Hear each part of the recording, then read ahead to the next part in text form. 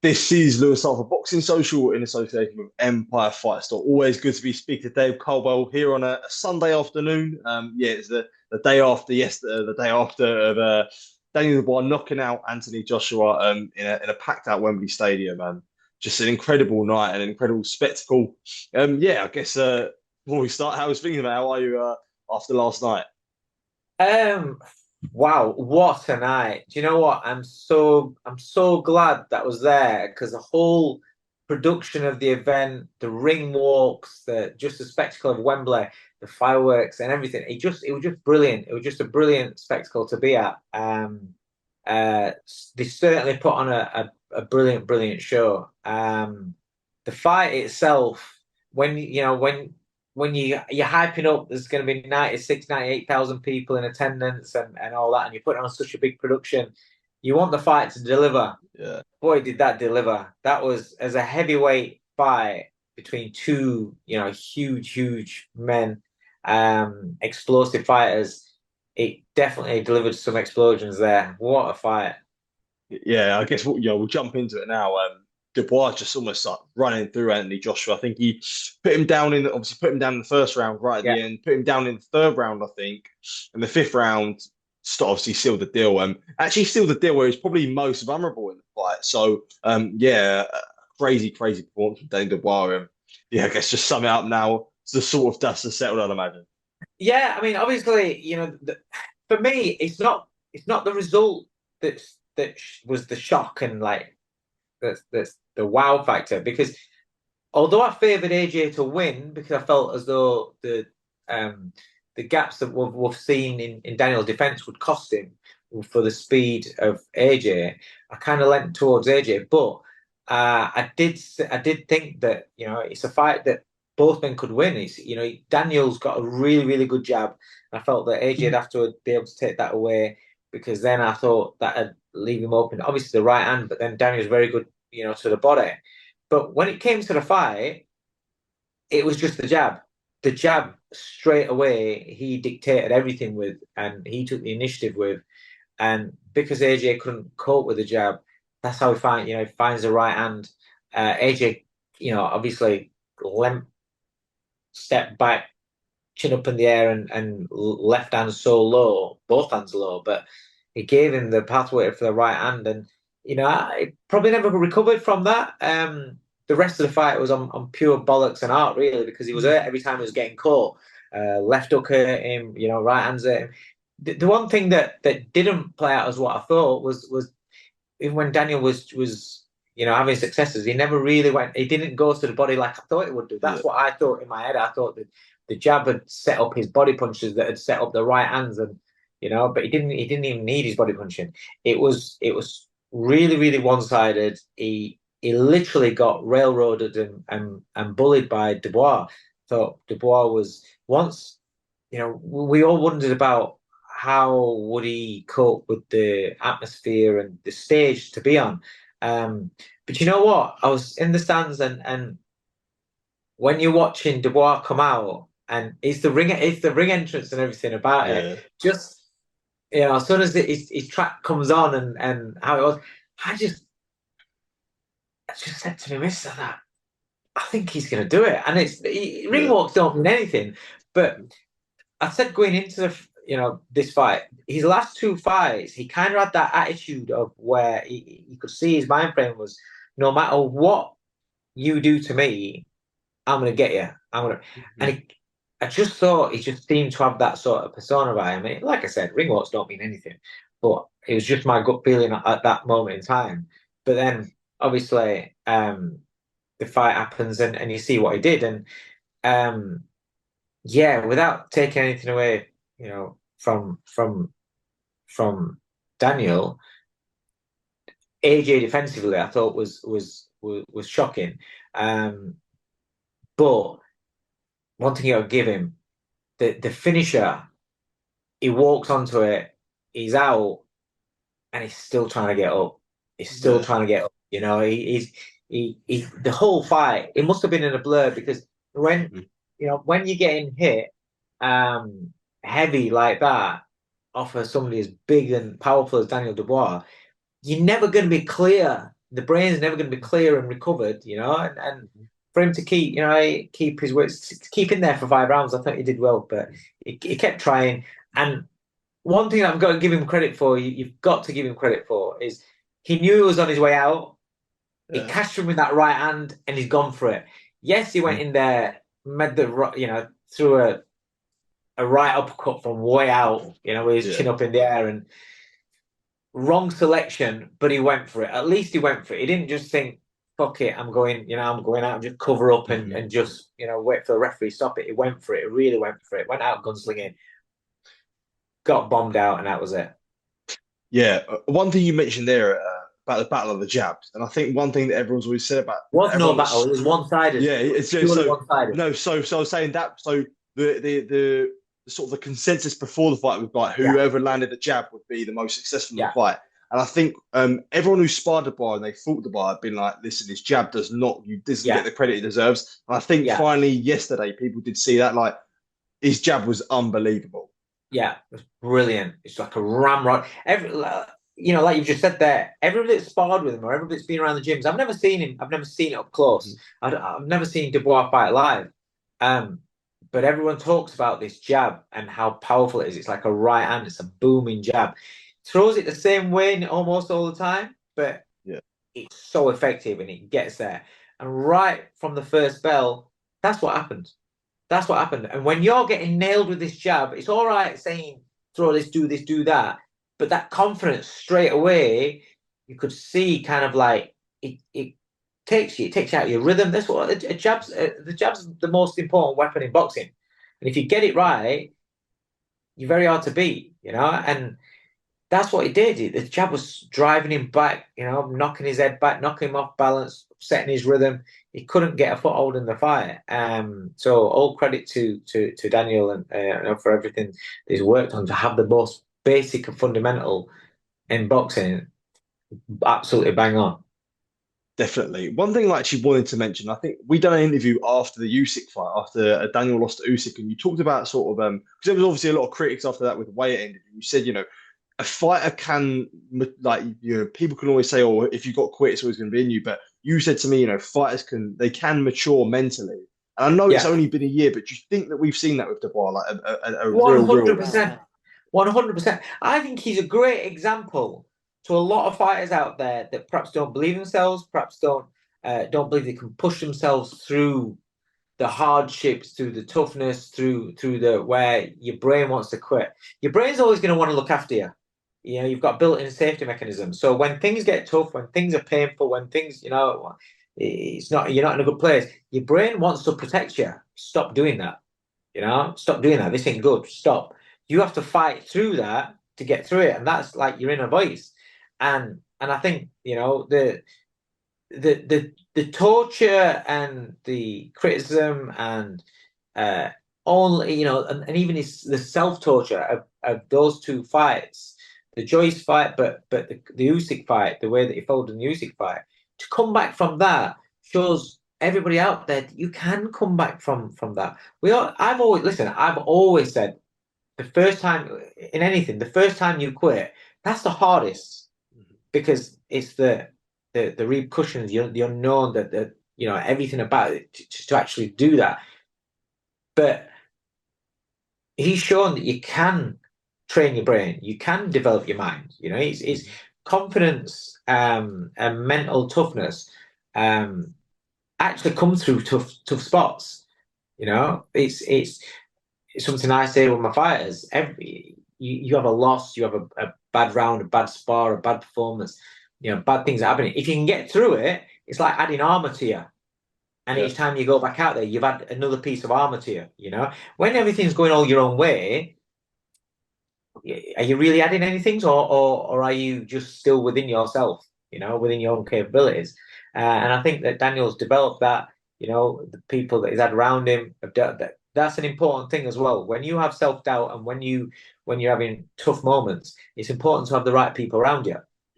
Not just backslappers, people that tell you the truth, but you know, there's always a reasoning, there's always a way that you can make things better for yourself, even if you are in tough spots. And I think that's what they've done. and fair play to him and all credit in the world. He's a great example for people because it's nice when you see these fighters. Everybody wants fighters to be undefeated and being a superstar all the way through, but it's also nice to see fighters that have had hardships come through. Prove everybody wrong, myself, everybody. It doesn't matter what we think; it's what they think about themselves. And when you see that growth, that's great. And it's got to say as well with AJ as well. I know he got beat, and I know he got wiped out, and I know it was a really bad night for him.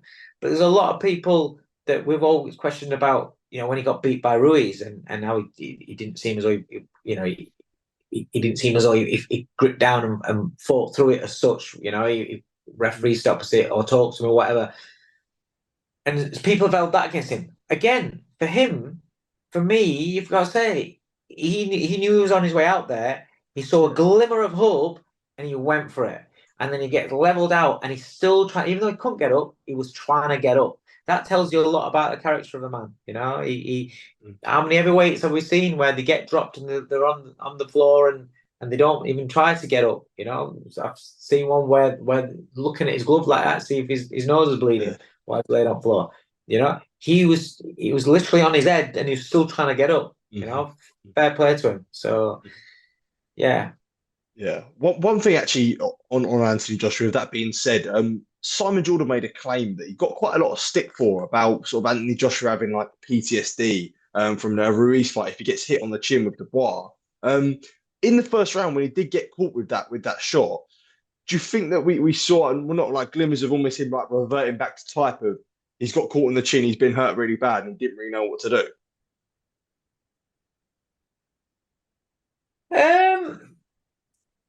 I understand where Simon's coming from. Where we always thought, you can have a flashback. Yeah, flashback. Yeah. But until you've been hit on the chin, I'm not digging anyone out, but until you've been hit on the chin, you don't actually you don't know, you haven't got a clue about what your brain goes through when that happens. So it's not, although it might look like, you're going to shell or you're literally fighting for your life. You half don't know what's going on if you're in that way. Sometimes you can get hit on the chin or you can get hit in the eye and your vision will just go like that. And it's like you half don't know what the fuck's going on. Your vision's literally like that. The canvas is all around there. Your equilibrium's completely scrambled and you're bluffing, you're trying to buy time and you're trying to buy time until your head clears back. Right? Yeah. Sometimes it'll just be like a fog. And sometimes you actually don't know where you are. This is being concussed. You're half being concussed there. You've been hit in the head. So to say it's PTSD and flashbacks, I've not had that myself where I've had flashbacks, and I don't know any fighters. I think the sorry to interrupt. I think the point was making was like when he gets hit on the chin, it's like it will almost like revert to type where he'll revert to what he knows, which is like I guess like a survival mode in a sense. Yeah, but so there's some fighters that know how to survive when they get hit. Grab, hold, just do anything, buy time, But if you've not been taught that, or if you it's not something you've processed through and you've not gone through, this is what we need to do. If ever you get in that position, because you feel as though you don't want to accept being hurt, then you'll not know how to do something.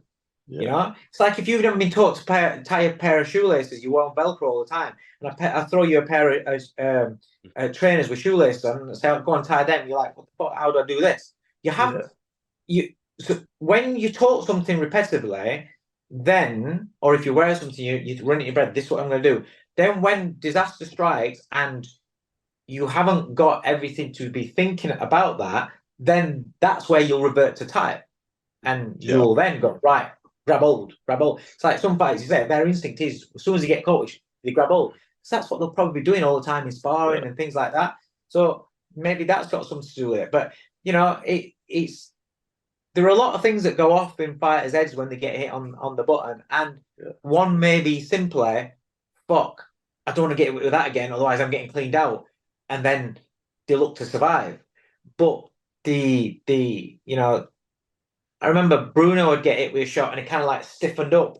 but that didn't look like that was a conscious thing. That just looked like that's how his body would go, where he'd just go rigid, and it's the same sort of thing, when he get caught and get hurt. Maybe that's what happens with a lot of fighters. Maybe that's what happens with him, but I don't know. He got caught, and he still. I've got to watch it back, because when you're watching it from quite a way away, and you're watching it, you probably don't see it as well. You don't see it as the same as what you see on TV. But it seemed as though, I know he wasn't. I think he had some successes in the fight, not a lot, but he did. It was throwing. It was trying to get his jab off, although it was very quite tentative and trying to set. It looked like he was trying to set him up from where I was.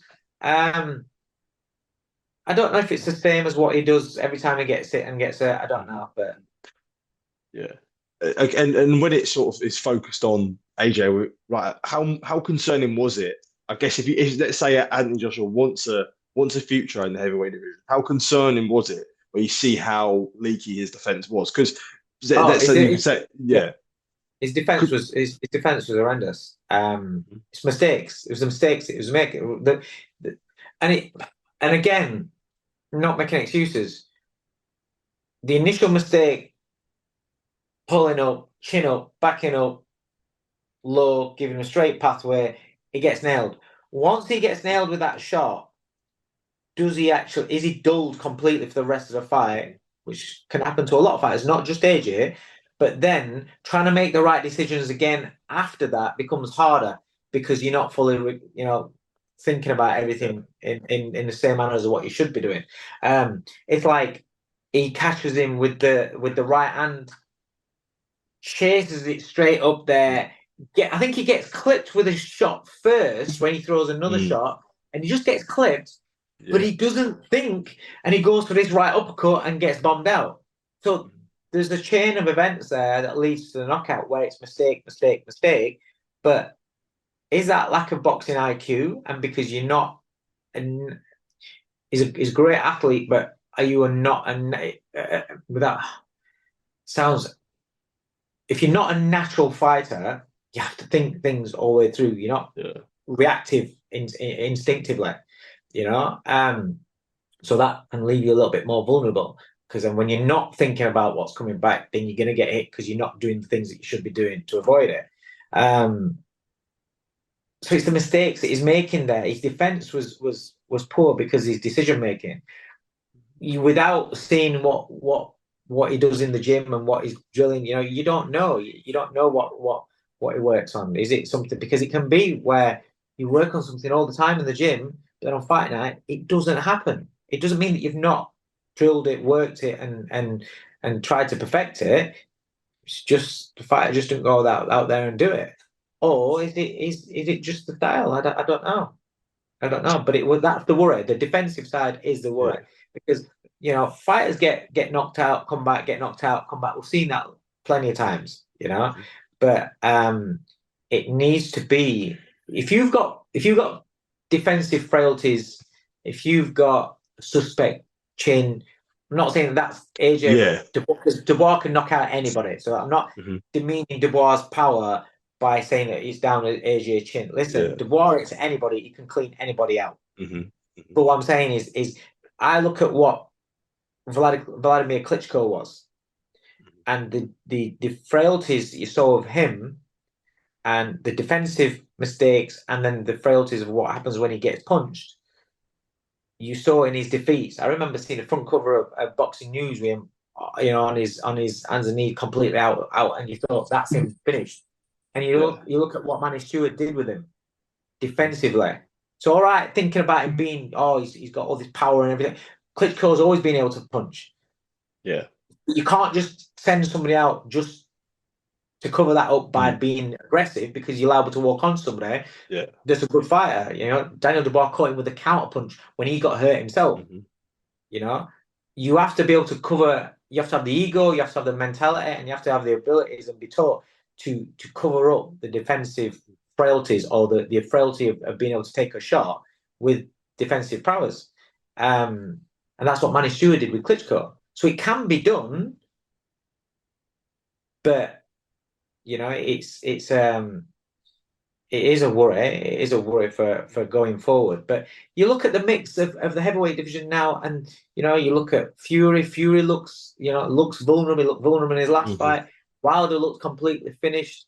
You look at them and you think, well, if they're all carrying on, it's still going to be kind of exciting fights. They're not as Yeah. big as what it was, but still going to be kind of exciting fights because they all look like coming towards the end. They all look Hmm. vulnerable, so that makes for great fights. But yeah, it's definitely a different. I feel as though the division's going into a different sort of era now, Hmm. where these fights are still around. These fighters are Yeah. still around, but they're a lot. They're all a lot frailer than what they Yeah. was. Do you know what I mean? Yeah, yeah, definitely. And I was just about to touch on like what's next for both of them because Daniel Dubois has endless options now. I think a lot of people would say Zhila Zhang or Mike Bakole would be two options for him. So like, if you feel like it's going into this new era, do you think that that sort of new era would be the guys like Bakole and your Dubois and for such? I know sort of I could say Zhang, but he's like nearly 40, so but that's sort of the era they're going in. Dubois and sort of the Bakole's own type of fighters. Yeah, I mean, you just listen. Joseph Parker. I want to Yeah. see Joseph Parker in a big fight because I think he deserves a big fight. Yeah. Obviously, you've got Usyk and Fury squaring off in their rematch, so that's tied up December. So then they won't be fighting for a long time. Um, I'd like to see Joseph Parker get an opportunity at Daniel maybe. That's that. Hmm. I think he's more than deserves a world title Mm. shot with what he's done, how he's turned his career around. And that'd be a really, really good fight. Dubois against Martin McCauley. Fucking hell, what a fight that'll be. Yeah. Zhang, I think I think Dubois bombs Zhang out, to be honest. Okay. But it's still a good fight, really, really good Hmm. fight. But yeah, any of those kind of fights. The There's some interesting fights still to be made in the division. If they're all carrying on, there's still interesting fights. But I think Dubois at what is he, 26, 27? At 27 years old, the fights that he's had in the last 12 months, he's learned so much from. Hmm. It's made him grow so much. So as a fighter, he's he's